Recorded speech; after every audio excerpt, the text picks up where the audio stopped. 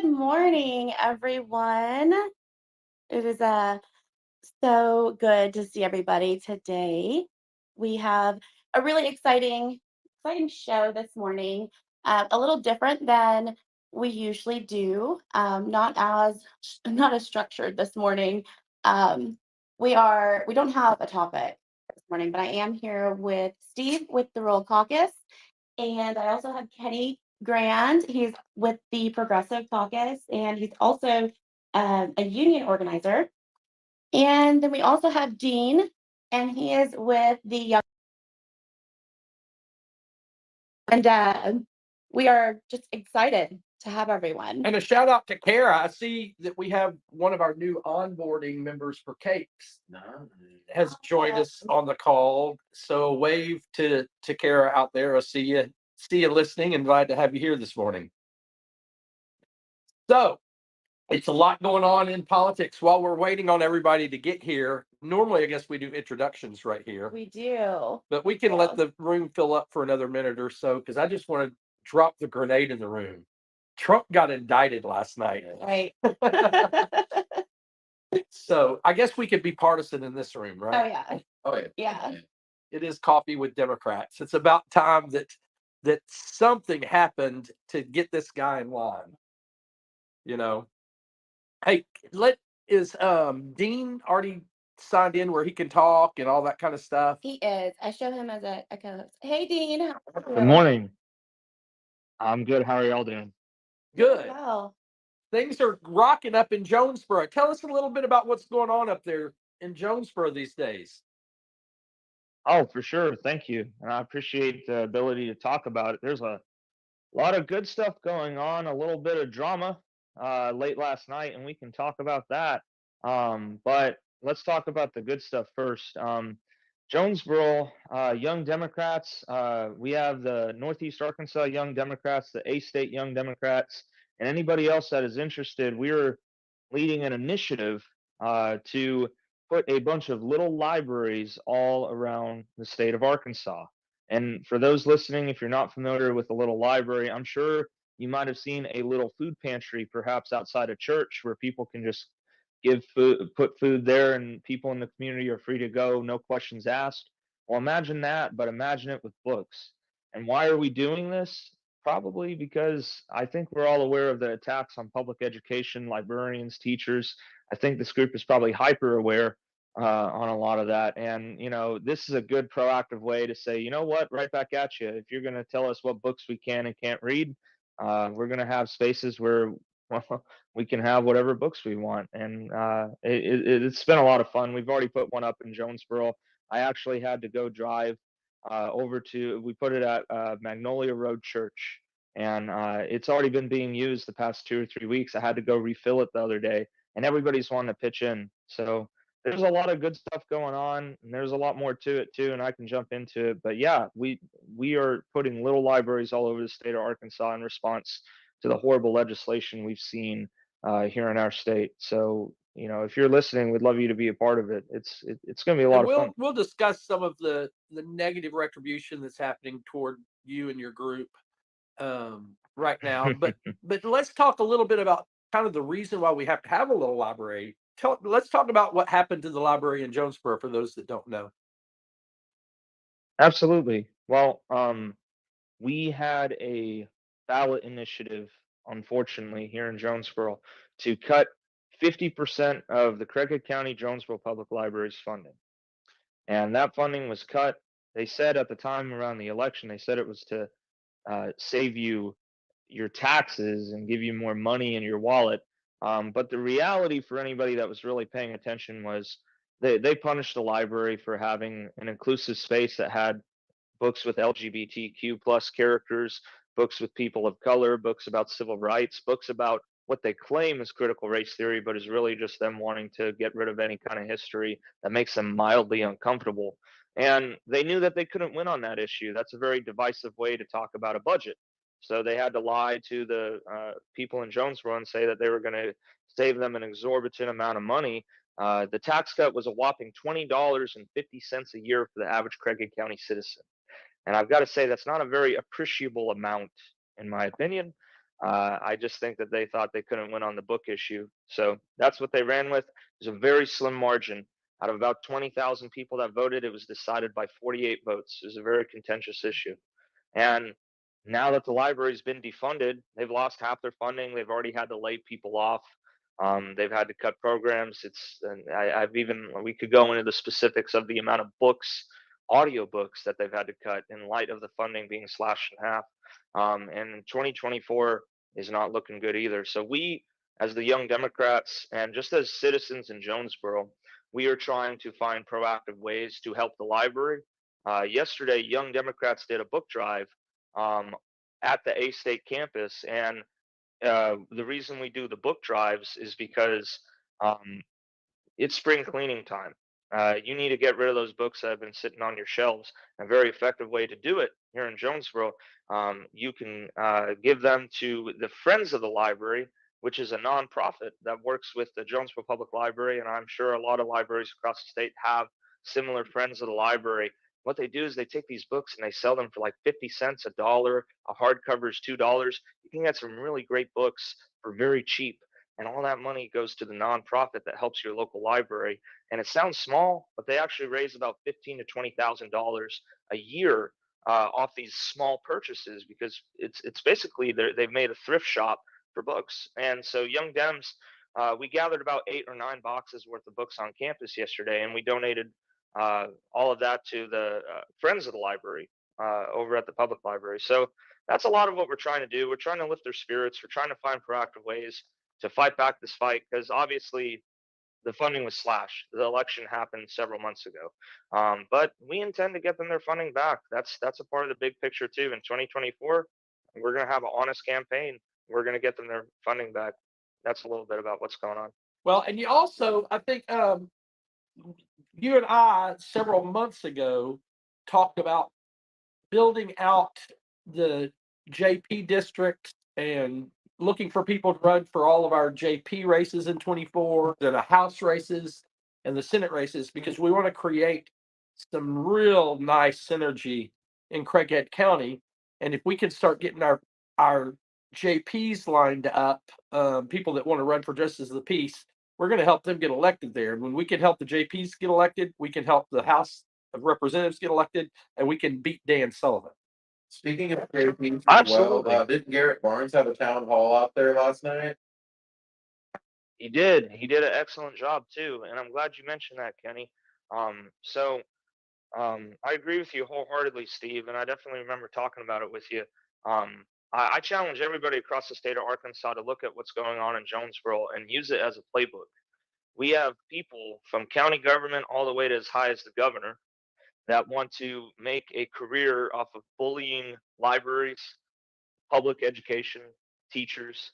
What are they going to attack next? I mean, so this is a call to action to every single Arkansan to step up and run for office. And we need to support you when you do.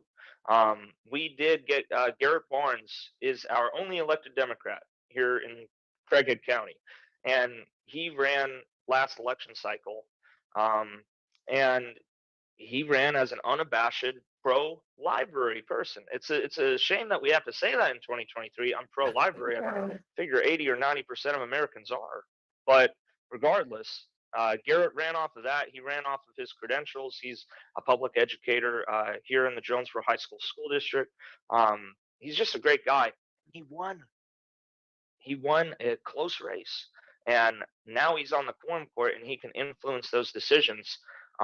Because people, what's a justice of the peace do? Well, in this context, a justice of the peace controls who is on the library board. So if your county judge is unfortunately appointing some very unqualified individuals to be on your library board, or book burners as you call it, well, get some good justices of the peace elected so you can check that power. It's clearly needed. It's not just Craighead County. There's a whole huge story going on in Crawford County for their library system. They're actually in a worse position than we are. And it's happening all across the country. So I really think that, let's show people who we are. We are Democrats. And what are Democrats? They're pro democracy, they're pro library, they're pro access to public goods. And that's kind of what this little library initiative is about, too. We want to be able to have safe spaces where you can just go in, put a book, give a book, take a book. And what's great is when you put them up, people want to participate in droves. Like it's a very community oriented thing, and I encourage anyone to do it. Wow. I I don't know. It baffles me that we're in 2023 and libraries, books are being attacked. Can you expand a little bit about the pushback that you've received with the little libraries and with your initiative? Absolutely. And thank you for asking. So we have had, a lot of pushback. I'd say that this is an extreme minority argument that's going on across the country. I don't believe most Americans are pro censorship, but I do think that nationwide, in the state, and as local as Jonesboro, we are suffering extremism. And unfortunately, people are kowtowing to the extremists and not to the people that just want to see access to libraries, want to see quality public education. Unfortunately, we have had a lot of opportunistic politicians that have essentially used libraries um, as I'm trying to find a good word for it. I'll find one later. But they're basically using libraries as an opportunity to boost their careers, to tell people that they're, uh, engaging in a Christian fight to purify our libraries and our public education. That's not what's going on. Our libraries, our public educators are great people. They are not doing the things that Ron DeSantis is saying that they're doing. Um, but unfortunately, it's been very effective here in Jonesboro. Our state senator and the people that follow him have harassed our library for about 20, 21 months, since about June of 2021, I believe. And it was all because our library dared to have a pride display during June. And so they had books with LGBT people. And they've been making huge deals about that at these board meetings. And we've been attending every single one, pushing back. And we've actually, the one silver lining we've had is that the books are still there. They have lost every time, 5-2, 5-2, because that's how the board is set up. And we've been thankful for that, because if not, then the library would have to be sued for discrimination and censorship. And as far as all that goes, you probably can't find our state senator having called our librarians groomers, pedophiles, child molesters, all this other horrible, nasty stuff I really don't want to repeat. You probably can't find him saying it, but his supporters sure have, and he is never there to correct them. They have slandered the people that work there. I think that a good lawyer should be on tap to sue them for libel personally. I think they ought to watch the Alex Jones trials and take notes. But it doesn't matter. It's really hurt a lot of the people that work there. There have been people that have been fired. There have been people that have quit. And it's just been nasty what they've had to go through. As far as in the past 24 hours, I guess I made too cutesy of a post on Facebook where I just said something along the lines of uh, Senator Sullivan, or I said Dan Sullivan's greatest fear, books. Worst nightmare. Yeah. And worst nightmare. Yeah, thank you. And it started taking off. We're like in the past, I think 20 hours, we're at like 200 or 300 likes, whatever. But we just had fun. I posted a picture of the A State Young Dems. We flashed a Wolves Up. You got to do that if you're on campus. Wolves Up. But we're just having a good time. We had 8 or 9 boxes worth of books, and I guess he really took issue with that, because he, like 3 or 4 times last night, was just lobbying personal attack after personal attack. And he even made a Facebook post late last night where he's like, I normally don't do this, but this is how petty the Arkansas Progressive Democrats are. And then he tagged my individual personal Facebook. Uh, uh, yeah, he tagged me in it. So I guess that really riled him up, I guess. I find it pretty funny, but it was kind of nasty. But that's politics. It seems to be. That's sad to say, but that's a little bit of what's going on. What do y'all think? So I just want to clarify. This is Senator Dan Sullivan, an elected official that Yeah, tagged a constituent and was extremely, extremely triggered by, the fact that a constituent called him out, which we should all be doing. But he attacked you personally. Like he Personally. literally tagged Dean McDonald Yeah. and told a personal story and attacked you personally. Like, Yeah, I won't. Yeah, I how does that make you feel? that's a lot. I'll be honest. I stir the pot a little bit. I'm kind of honored. Okay. I think it's great. A 24-year-old college student is riling up a state senator that bad. We're doing something right over here in Jonesboro. Come on.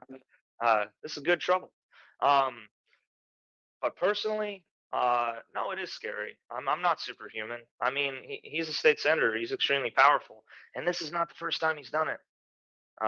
This is the second time, and he's even worse than the first time he did it. But when we were fighting this library fight in October of last year, I had frequently made posts for like 2 or 3 weeks, um, picking apart Dan Sullivan's Facebook posts where he was disinforming the public about the library's budget, saying they were overfunded.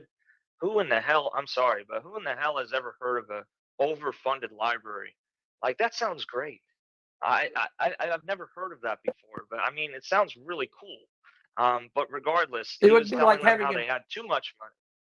Go ahead.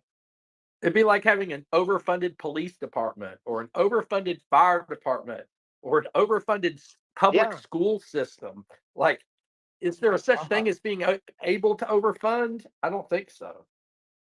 No. No, and that's the thing. Our schools and our libraries are severely underfunded Yeah. here in Arkansas, and we just made it worse here in Jonesboro. So, and not only that, um, uh, I in October of last year, I had just made several posts that were saying what the senator is saying about the library's budget is not true. What he's said and floated in the past about the content of the books in the library. I mean, they're saying that libraries are trying to float pornography or sexually explicit material. Dan Sullivan just passed the bill in the Senate and in the House, and Sarah Huckabee is very, very likely about to sign it to throw librarians in prison um, for whatever he deems sexually explicit. And that's scary. That's like a very anti-American, anti-freedom of speech. Like they're not telling the truth when they say sexually explicit. They just mean queer people. Uh, when they say CRT, they mean Black History. Uh, they're trying to get rid of any civil rights figure that makes them mildly uncomfortable. And and then that's the thing. We've been shining a light on Dan Sullivan here in Jonesboro. He doesn't like that. And yeah, in October he did the same personal attack. You can see in those screenshots in the tweet that Calais shared above. And yeah, no, he's. I guess he wants the whole world to know that he helped my immigrant grandfather get a driver's license. He did do that. That's a very good thing. I've thanked him several times. But that's not appropriate. That's not something that you and I need to be talking about, even on the show. But I don't mind talking about it because it happened last night again. But it is crazy to have a state senator do that. But I guess that's just where we're at with politics. Yeah, it's not only just the personal attacks, but he has a habit of preying on people's rational fears and religious sensibilities. I remember at the last debate with Shanoa Summers, he started off his presentation with something like this, almost verbatim. You can go and look at the tapes, but it was like, imagine you go and you take a woman and you pull a baby out of her womb right before it's going to be born, and you put a knife in the back of the baby's head and you scramble its brains. This is how a man starts a political debate. And it's like turned into some alien and absurdified version of what they did, with Reagan and Nixon, which is this: you get the business class in the same room as Christian right-wing fundamentalist leaders, and you get them to set their messaging to where people are so scared about homosexuals, brown people, or they just prey on their religious fears, like starting a debate with they're going to scramble a baby's brain, when we were going to be talking about economic policy, and it's a tactic to get people into a complete froth Like I know conservative people who like have legitimate fears about the safety of their children. And so they prey on this to essentially send our jobs elsewhere, cut our wages, completely and totally starve social programs.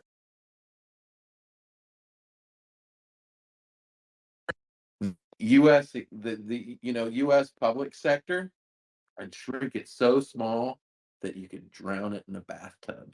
And like this is like on purpose, but part of this is literally just preying on people's valid fears and religious sensibilities and then skewing them. And it's really predatory and hopefully it's a tactic that doesn't work much longer, but it's freaking 2023. They started this stuff in the 60s and 70s. One thing about it that as Democrats and independents and even conservative or moderate Republicans, we need to start looking at how they're framing their debates. I was in debate in high school and college. I was one of the state debate champs when I was in college. And it's all based on logic. Like everything that if you're going to have a debate where you're talking about policy for people, let's base this in fact and logic, not in emotion and myth. Because anytime we'll talk, we can be talking about the amount of money that we need for the roads. And if they're losing the argument, they want to attack religious fears.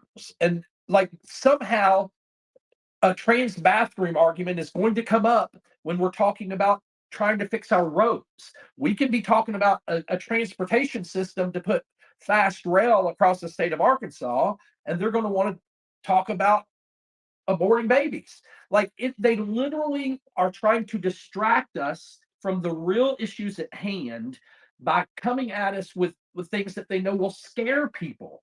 And the reality of it is, I was talking to somebody just the other day that had, I think it was David McAvoy up in Jonesboro. I think he mentioned somebody that wanted to run for like the state house, or not the state house, for JP. And they're talking about they ran on I'm pro-life, and Yep. and who cares if you're pro-life if you're running for JP? It makes zero difference at all. You are not going to affect anything that has to do with pro-life choices when you're a JP. Yet they're trying to make that the reason that you vote for or against somebody. So we've got to educate the public and educate the public not to be pulled into these like fear myths and these like distractions that the only reason they're making it a distraction is because they know it's important to us. They know that equal rights is important to us. They know that equity and liberty is important to us. It's not important to them. That's why they want to make this about that, because they can rally their base around these religious and Some of it's like not even religious, it's psychosexual. They're literally like, they're going to kill your babies. They're going to find ways to let people touch your babies and take your women. and take your women. Yeah. No, it's true. And it's really weird because it's like so Jim Crow all the way. The exact same thing they're saying about trans people and queer people. It's like because they can't say it about because black people have at least been integrated into the power structure enough, even though by and large there have been no real meaningful structural changes or restitutions to black people. And that's something that some discussion they're trying to make illegal actually as well. But like a lot of this is trying to find a new way to levy that hate. And trans people are a very small minority, and queer people are a small minority, and so they're able to openly, unabashedly demonize them on public television and the media like they're subhuman animals, because they can't do that about people of color anymore. Right, because there are enough people on both sides that aren't black or brown that will fight up for or stand up and fight. We don't have enough people to stand up and fight for the LGBTQ community right now. Not enough to make a difference in what we're talking about. But guys, I want to come back to, and I know people that hear me often hear me saying this, but I'm going to say it until it burns into people's brains.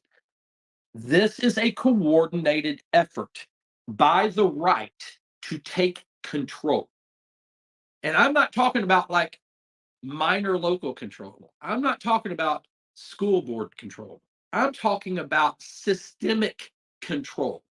And I'm going to come right back at Dan Sullivan, because if he doesn't like getting attacked, he better get in a closet until next November, because he is one of He's the gone number anyway. one person on my radar. And we're going to put the whole power of the rural caucus behind making sure he doesn't get elected, because this systemic control, like, the guy ran a bill to remove affirmative action. One of the things we have to keep in mind about Dan Sullivan and why he's being such a tyrant and unabashed is this is his last term. So it doesn't matter. He's kind of like, I'm gonna crap my big boy pants. I don't care. Like, and they're all about gutting social infrastructure, taking public goods and social goods that there are things that should be protected from the marketplace, like our children and like our transportation infrastructure and our information. And our And they're prisons. right in our prisons, and they're trying to hand those over to private entities and completely and totally destroy the infrastructure. Like, as a progressive, it was really funny because people were like talking about sort of like even the more conservative people in the party being kind of opposed to being a progressive or creating a progressive caucus. And I was like, literally, like, we are the only force really standing between the ultra right now and Arkansas turning into like The hands make some sense. sort of like weird, like desperate, like third world, like Rwanda situation. Like, literally, they want to strangle the schools, they want to privatize and expand the prisons, and they want to get rid of all social goods and hand it over to the people who pay them, who are multimillionaires. Well, and these multi-million-dollar corporations, and I'm going to call them out: Amazon, Walmart, they need people in order for the structure of their organization to work. They need workers that will work for nothing, Yeah. like as little as possible. They manage this by the cents Yeah. how much they give raises. Mhm. Like, it is down to, let's extract as much money from the population as we can. And you've got this guy up there that's worth like hundreds of billions of dollars, and he won't even let his people organize. Like, people that work in Amazon warehouses, y'all, can't go to the bathroom. People pee their pants while they're working because they're under such strict, like, hammer time um, authority to get work done, and they are behind dropping the workforce age to 13. They are behind making sure that we don't raise minimum wage. They are behind making sure that kids are going to be dropping out of school because they've been in the third grade for the fourth And time. these companies like exploded after what destroyed the rest of us, like the pandemic. Like, these are companies that thrive in the hardest times for us, and we have to keep that in mind as well going forward. Because, like, things have changed. Things have changed even within the Democratic Party. Like, there's this Republican friend of mine who was like, my dad growing up said that I should vote for Democrats because Democrats are for the working person.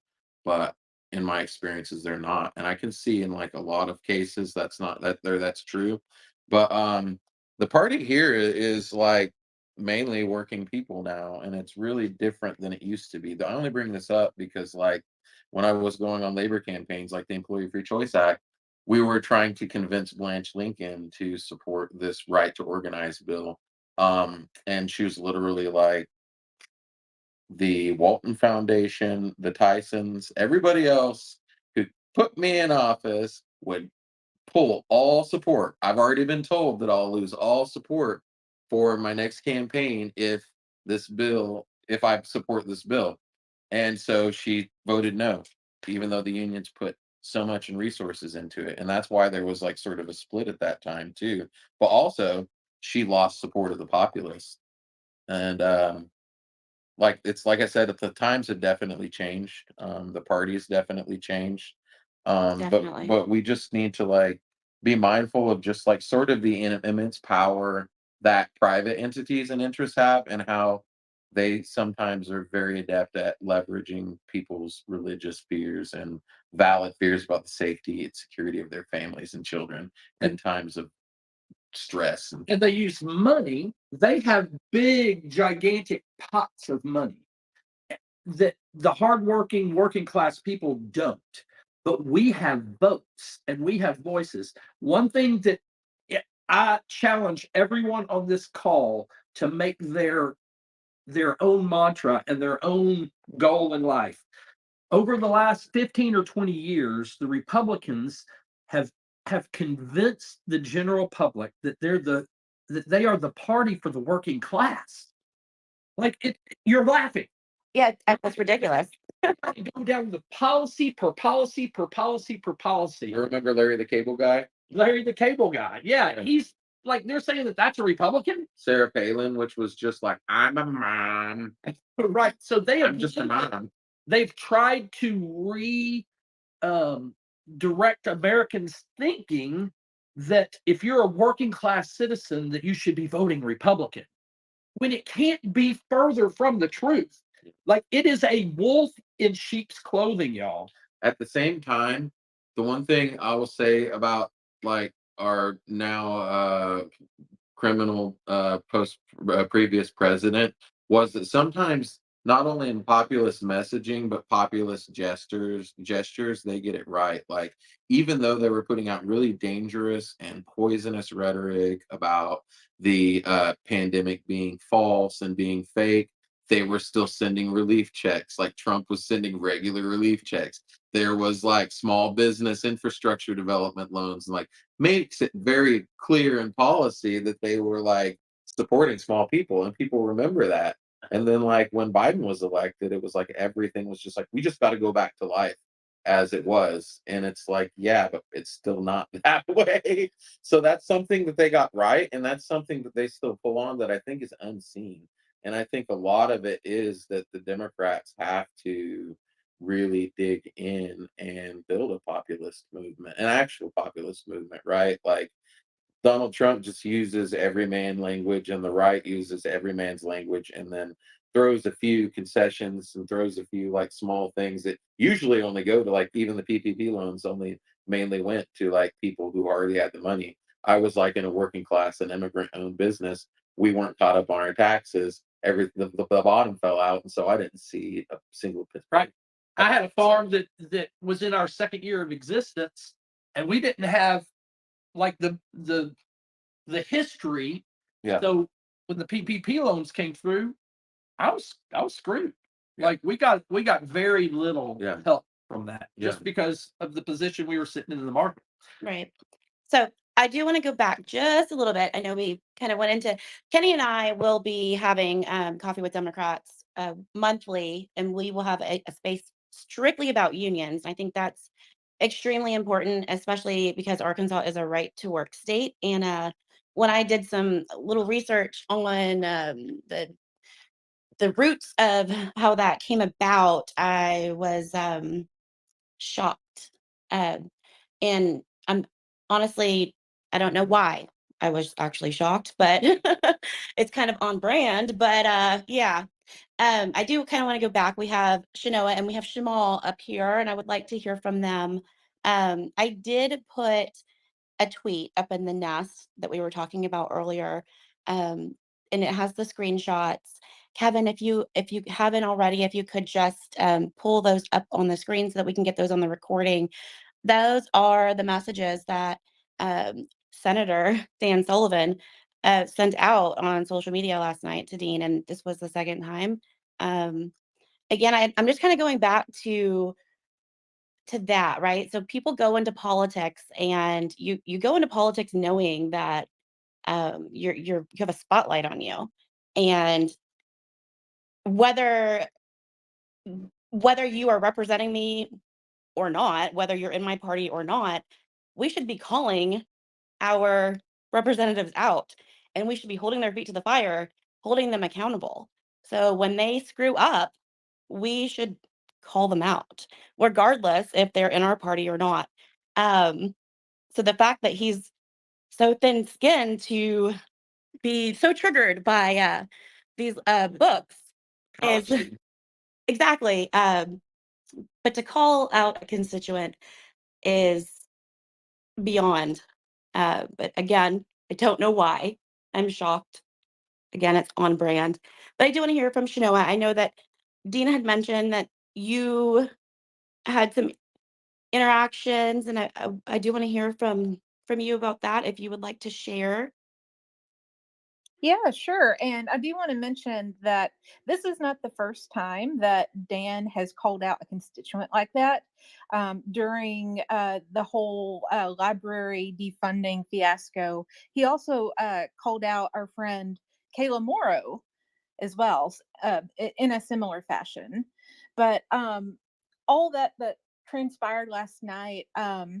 So this was across 3 different separate posts. The first one was on Dean's post. The second one was on my page's post, and then the third one Dan made himself. So Dan went to my former campaign page and posted that response to Dean, holding the fact that, he helped his grandfather. He did that in my comments, and it's so tacky, and I cannot believe that an elected official is doing that. It's just I'm just baffled Right. that he was able to become elected, and he so openly used these tactics during the election last year as well. So it's not like it's a huge surprise, but at the same time it is. um so yeah, that's pretty much my perspective on it. He seems to be very triggered by college Yes. students, young college students, such as Dean, such as myself. Um, and he really uses the term progressive Democrat as, uh, I guess, like, That's a bad word. yeah. Like, oh, you're basically a socialist because you're progressive. He's actually posted that before, uh, back last year. Um, so yeah. I'm looking at this last post. By the way, I'm anti-fragile. Dan, this is the epitome of fragile. Like, Well, I'm one of the things that happened when Shanoa announced that she was running and her campaign started like taking form and people started getting out and organizing was he completely melted down. And I really hope that like this like thing with Dan is like gonna be the way it is with all of these fragile old white men that we run candidates against because he shut down. There was no fundraisers, there was no public events. Like he went into hiding until like the tail end when he had to put his face out there. And a lot of it's cowardice, a lot of it is just being sort of like a chauvinist in power and being like, there's nobody that can even touch like my campaign. So I mean, the gall of you progressive Democrats to question this man. Come on. Well, Yeah, and we need to be organized enough that we need to be doing this for all of we need to be getting under the skin of every one of our representatives. We need to be like making sure that they are getting as much information from progressive Democrats as they can, and let's put them all on tilt. thing I do appreciate about him is that the Progressive Caucus has been trying to put out a quarterly, where we just talk about news, candidate highlights, and stuff like that. And he did some really great advertisement for us, and even like printed it up and Thanks. brought it with him to the debate. It was really sweet, and I kind of like. I don't know. I got mixed feelings about Dan. You know, I see a lot of. I see a lot of. A lot of well, America and a lot of if our I can interject about that specifically, you're right. He does a lot of those things that our representative should do. Part of what he wanted to make the whole public aware of is that he did sit down with me for 2.5 hours. We talked. I tried to convince him of three things. One, can you stop attacking the library? This was 21 months ago. I clearly failed. Two, can you stop attacking transgender people? Again, he still is. He's passed terrible legislation. He sponsored a lot of really bad bills that hurt a lot of people. But the third thing, I went into his house was, hey, can you help my grandfather get a driver's license? He's an immigrant and he doesn't have a birth certificate, and he has to go all the way back to Nevada to get a driver's license for 8 years. It'd be nice for him to be in Arkansas because that's where he actually lives. And that's the thing, is like, he is good at doing those things, but I guess he thinks that when he does it, I guess I'm beholden to him, or he has his hooks in me. I don't Dan, know. you owe him. You owe him. That's literally Sure. his job, though, right? Yeah, that's Yeah, his job. I owe him so much. I gladly voted for Shanoa. So, but whatever, man. Like, this is the job that they're assigned to do. They're assigned to Right. help people. They're not assigned to hold it over people's head. That's just gross. Exactly. And then, yeah. Ugh. I do see my buddy Shamal. Yes, I was just about to. Hi, Shamal. Good morning. Good morning, guys. How's everybody doing? Good. How are you? I'm great. I just chimed in with you guys, and I've been following some of this antichrist things that Dan is doing, and I saw the attack on Shanoa, and I texted him personally. I didn't do it on social media because I'm fixing to jump back in as far as the politics, and I don't need any negative publicity. And if he posted off his phone, then of course, then I'll say something. But I said something about the personal attacks. I said something about being an elected official, and what I'm saying, instead of using your power for good, you abuse it. I said something to him about his racist remarks. He continues to do those things, and it's it's like you are taking advantage of the very people that voted for you to put you in office. Yeah, sometimes he does help, and sometimes he does a lot of lying too. And as a politician, that's what everybody sees. They expect for politicians to lie, but we still elect them. That bothers me to the core, because I feel as if we elect them, we need them to be open and honest and transparent. Last night we had a town hall with J.P. Garrett Barnes. Garrett was open. I mean, he discussed the different things that were going on in the quorum court, and he was actually honest. There's no reason to lie. If you're gonna do something, do it. If you're not gonna do it, don't even bother to even comment on it. Dan is one of those people with the SB 71 and SB 81. He's one of those people that shows what he really feels. He doesn't sugarcoat it. He doesn't listen to anything anybody have to say. He's gonna do what he want to do. So at this point, like you said, man, I mean, we have to continue to stay on top of him, because if we don't, we're in a position to where, as I've stated several times, we're going back to resegregation, and it's just not African American people, but it's the working class people. It's the Democrats. It's what I'm saying. It's us as a whole. Instead of just one particular race being enslaved, we'll be enslaved to rich white men who feel like they can abuse their power. And I'm not for it. I'm not going for it. I'm gonna fight until it's till I can't fight anymore. I want to point something out, Shamal, and I know you know this, but I want to make sure that the listeners today know this. The affirmative action bill went through, Yeah. and it had 18 Yeah. votes. It had 18 votes needed to Yeah. pass, and it was 18 white, middle-aged men. Yeah. Period. White men determined the fate of affirmative action in Arkansas. And I'm a white male, so I'm not attacking white men as a Right. whole. Right. But come on, that's not like that. How can 18 white men make the decision that's going to affect black and brown people and women and all kinds of minorities Lower going class. forward? It doesn't make sense. It doesn't. It doesn't. If you look at that bill as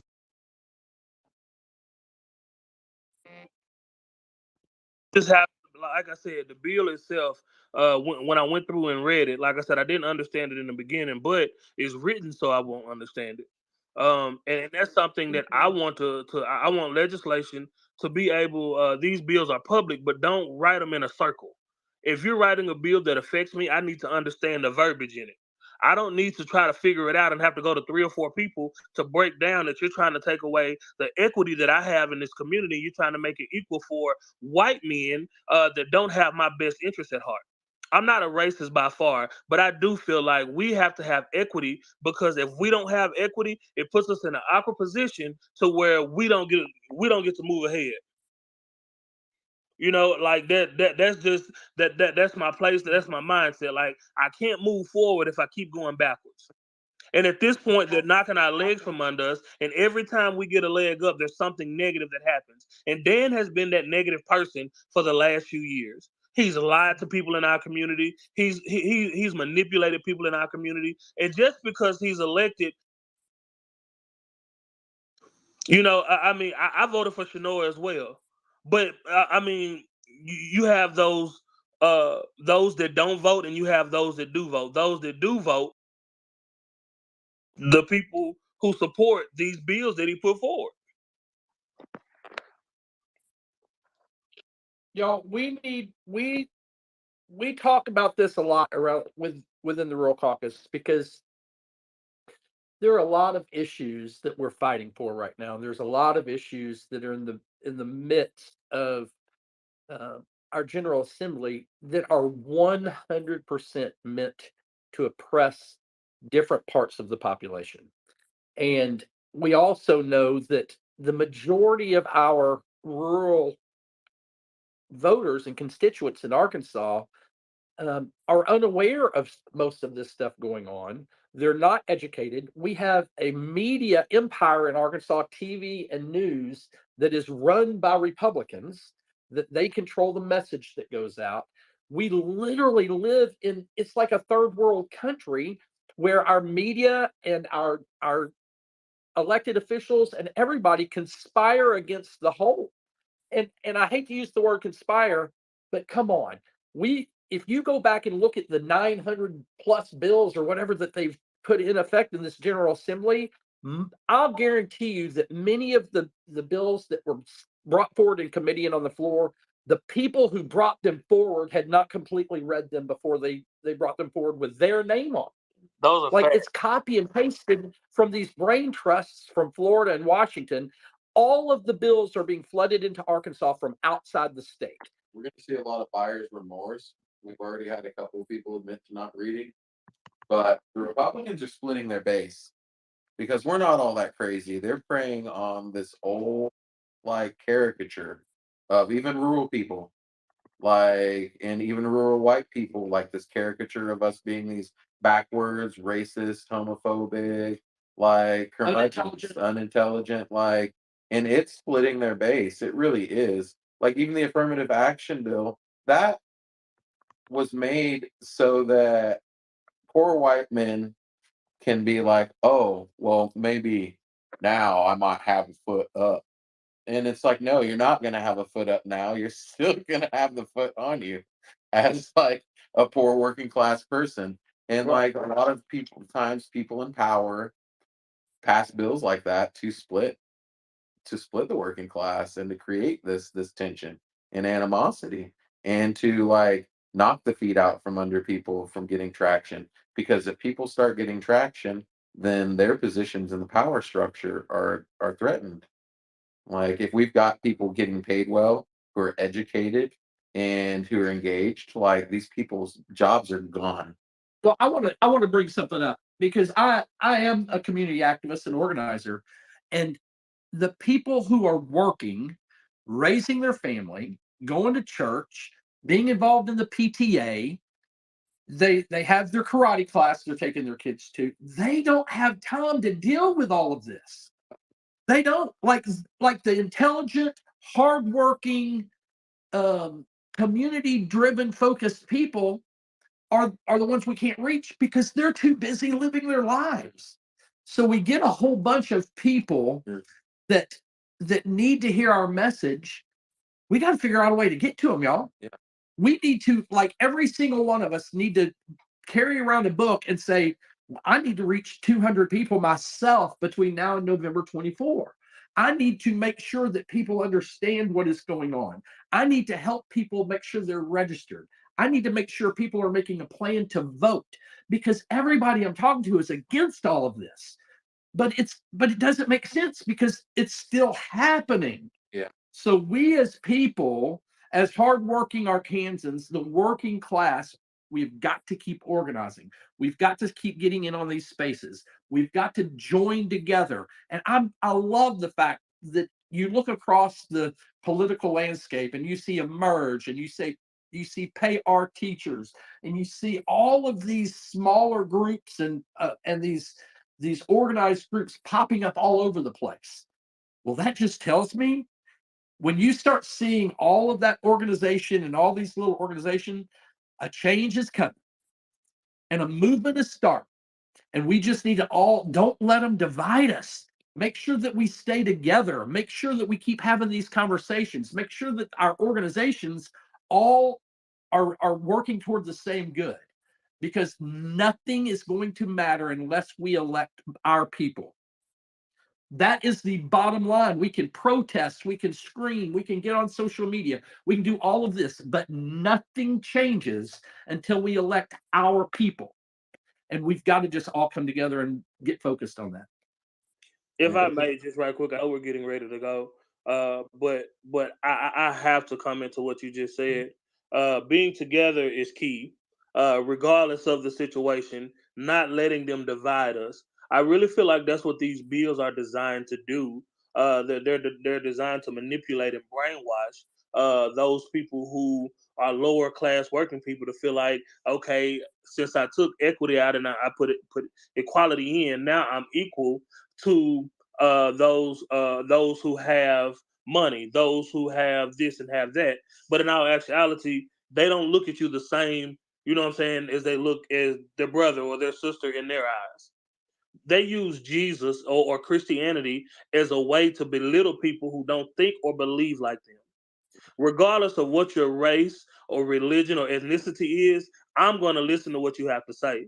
Regardless of where you come from, regardless of where you live, I'm going to listen to what you have to say. But it's not just me, it's everybody in this group.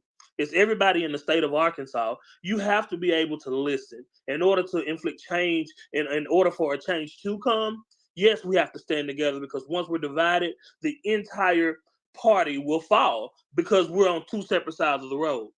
So I encourage everybody here to be on one accord, regardless of what the situation is. Don't let anybody split what we're trying to do. And what we're trying to do is bring equality to not just Jonesboro, but to the state of Arkansas. These bills are so discriminatory and manipulative that we can't even see what tomorrow's going to be. I have a 9-year-old, and my 9-year-old, I'm worried about her education now because she's in the 3rd grade. She has great grades, but she's a horrible tester. So does that mean that she's not going to be able to advance because she can't do this standardized test that's required in this education bill? These are things that we have to speak up against. Right. You know, but that's my rant for the day. No, I love it. Thank you. You said exactly what I was thinking. I looking at these bills, and personally, I just feel like what we're seeing is they're attacking different groups of people to divide us all. And then we have, us all focusing on different things, running all over the place, infighting going on, and then the ultimate goal is to keep us uneducated and poor. Then you can control us. Or And put us in prison. exactly. My personal and financial life's falling apart to like get the schools, to keep the schools together, and then they pass them the prison bill. Right. And like, what are we even supposed to do? Like, the one thing that I think that we are doing, at least between like the past couple of years and the people I'm working with, is building a standing political base, which is something that we haven't had in a long time, I don't think. Like, all the networks we're building, every time we get together and we do work together, we're seeing more and more that people are standing up and coming back to the same table. Yeah. And I think that if we keep that up and grow, I think that we've got hope, because it's only going to get they're only going to pull apart the fabrics of our civilization as fast and hard as they can until Right. 2024. So Here's the hope, everybody. Here's the hope. If you study history and you look at just historical political movements, the pendulum always swings. And this pendulum has already hit its peak and it's swinging back our direction. I promise you.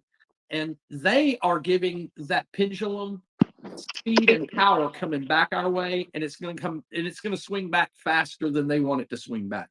And all of these crazy, ridiculous bills, what we need to do is we need to go take the supermajority of the House over the next couple of cycles and reverse all of it. And not only reverse all of it, fix it.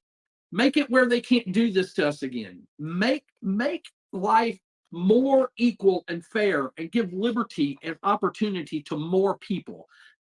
Quit giving the tax breaks like they're doing right now to the wealthiest of us. Right. I don't need the $37 or whatever that this 2.5% state income tax. I would rather that $37 go to our public education system. But the more money you make, the more of an impact that tax break gives. Even her tax breaks are intended to help the wealthy, not the working class. Right. So they're literally taking money from the working class and then they're giving tax breaks to the wealthiest. They're literally taking money from us and giving it to them. And they're the ones that have the money.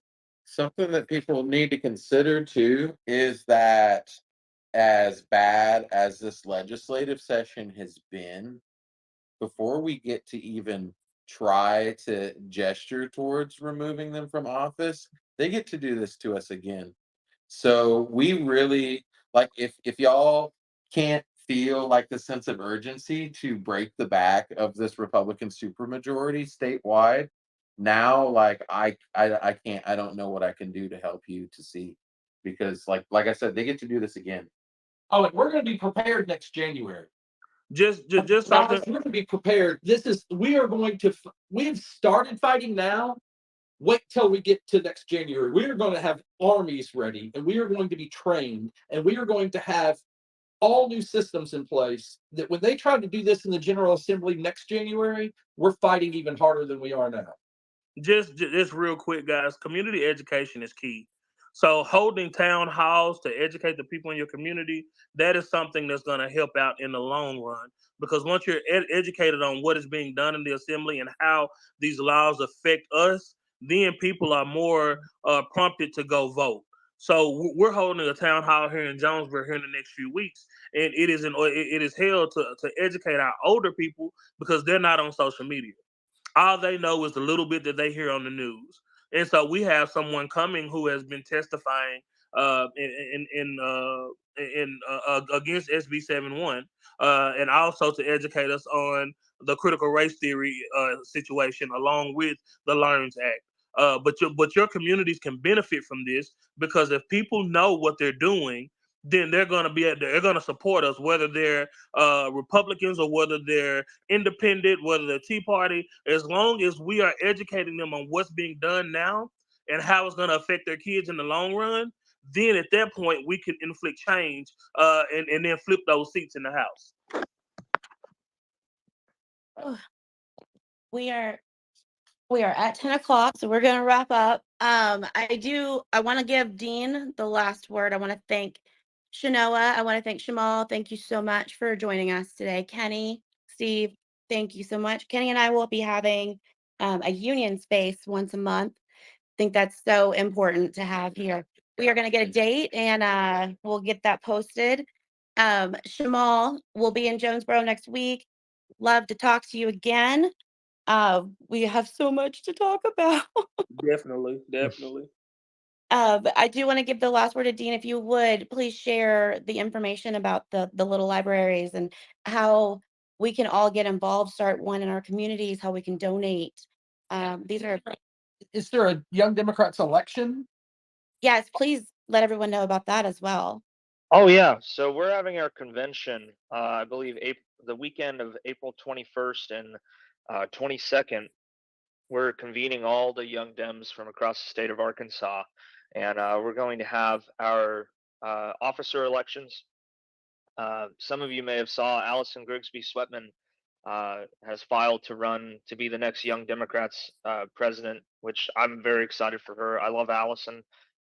Michael Wallace is not running for reelection. She's done a tremendous job as the Young Democrats president, and we're very happy to see Allison stepping up. So that's going to be a lot of fun. If you're able to, you should visit Young Democrats Twitter page. It's just YD Arkansas, YD Arkansas, at YD Arkansas, and sign up for a convention. If you are under the age of 35, or rather, if you're 35 or younger, you're a Young Democrat, and you can be a part of our convention. You can participate. We do a lot of proactive causes across the state, and hotels are free and are covered by Young Democrats. So we'd love to see you there. As far as the little libraries, you know, we've been thankful. We've already raised about $1,100. And we are putting up our second little library next Tuesday. We're going to put it up at Story Coffee House on G Street here in Jonesboro, and we're even doing a fundraiser. And if you go to that tweet that Calais put at the top with all the screenshots, I actually added some information at the bottom. If anybody's in a position to contribute, we really appreciate it. If you want to come to the fundraiser, if you want to come to the fundraiser, tickets are $30, and 100% of the proceeds are going to little libraries. We are going to put them up all across the state for whoever has a good space that's accessible in their neighborhoods, and we're going to put them up. And and here's the last exciting thing about it. We are flying in the Young Democrats of America president. He's coming in from Minneapolis, St. Paul.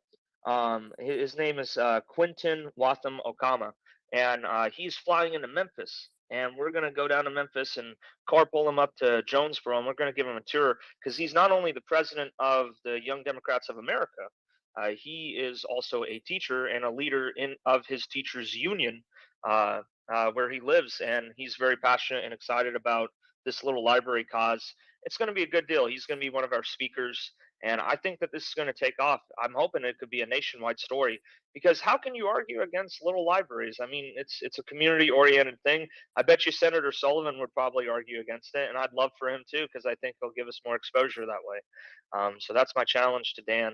But my challenge to y'all is that if you want to get involved, we'd love for you to be at the at ground zero for it, because this is taken off, and I don't know where it's going to go, but I think it's going to be really good. If you have a place where you'd like to see a little library put up, if you know somebody that's a good business owner or has property that's in a pretty accessible area, please follow me, reach out to me, send me a DM, and let's talk about it. So this is going to be a lot of fun. I appreciate y'all for giving me the time to talk about this. I think that this is going to be a really good way to fight censorship across the state of Arkansas, and maybe we'll even put up one in Florida just for giggles. But anyway, thank you, Dean, for what you're doing. We really appreciate it, and I do hope that we are able to help amplify your work that you're doing there. That's amazing, and it's very much needed here in the state.